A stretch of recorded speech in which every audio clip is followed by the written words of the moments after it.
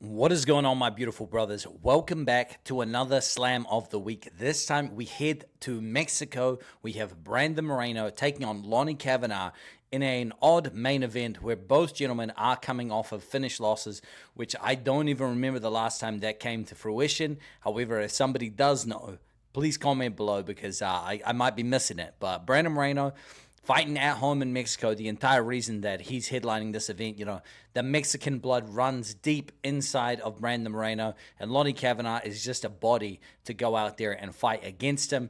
And guys, when I'm on a win streak, when BetSam's on a big old win streak, he likes to say,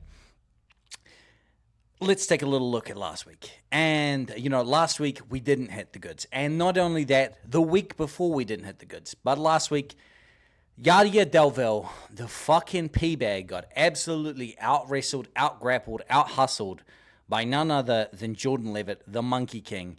And this was an atrocious read for me, guys. I could have done better. If I had gone and looked at it through his tape and all the rest of it, further, pre-UFC, I would have been able to see that Yadia Delville's takedown defense wasn't all that, and this could have been could have absolutely been avoided, And you might say, well, that's hindsight. It's 2020. The entire community was on him, all the rest of it. I don't care. I hold myself to a high standard here, and I'm just not just going to sit idly by and say, it's all good. Nobody could have foresaw that. I could have fucking seen it if I looked a little bit harder. So my apologies. Slam of the Week is on a 2-event losing streak. We have never lost 3 in a row, and I don't expect to here at UFC Mexico either.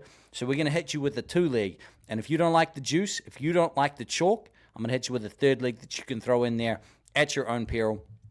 Leg 1, no huss, no frills. We're going straight into it. Slam of the Week, leg 1.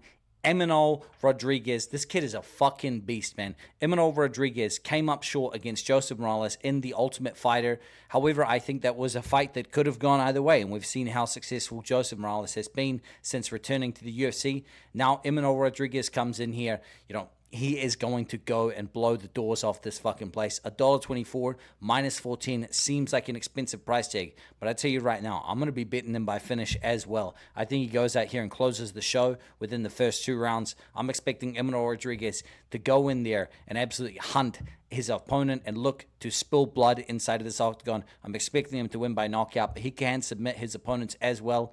Emanol Rodriguez is young. He's hungry. He has the wrestling to back it up. This kid is a specimen, and I'm here for it. And plus, when we saw him on his Dana White's Contender Series, you saw this kid's finishing instincts kick in immediately, and he will hunt you down like a Terminator and throw and throw and throw until you give in. So give me Emanol Rodriguez, leg 1 of Slam of the Week. Leg 2, we are taking Francis Fire Marshall. And listen, you might be thinking, why the hell have you picked a picture of Francis Marshall losing to Myron Santos? Well, I'm going to read you out a little quote right now. And this is from Myron Santos. Myron Santos says, I watched the fight and saw it was closer than I felt, even on the feet. I hit him, but he also hit me back. When the fight was over, I felt I had clearly won. But that wasn't the truth. In situations like that, I think takedowns make a difference. So I went back and I saw that he had actually won the fight. I think it would have been a better decision, but the judges had said I won, and I have to live with that. I'm taking it all as a loss, even though I won, so let's move on and get better next time. Guys, I read all this to tell you that Francis Marshall is the fucking truth, man. This guy is an absolute great fighter. He's a great prospect. He's taking on an aging opponent who is winless in, 6 years or something like that, coming off a 2-year layoff over devastating injury against Muhammad Naimov. Francis Marshall, absolutely at minus 660 is still the play.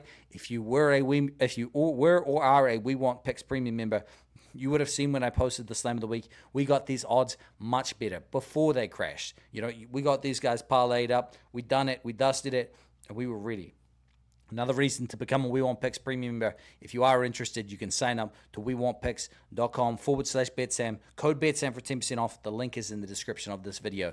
Now, as I said, if you didn't want to just play the chalk and you're like, I want some plus money, I'm going to give you a 3rd leg that you can add at your own peril, and that is going to be Edgar fucking Chairez. Listen, this is UFC Mexico. There is just about nobody more Mexican than Edgar Chairez. Look at this dude right now. Okay, he is coming. He's bringing the culture. He's bringing that never say die attitude, and he is going to throw down for the people. He has a very winnable matchup against Felipe Bunes, and I expect him to go out here and shine. The two opponents that he's fought in the UFC that I think are on the level of Felipe Bunes, he's finished both in round one.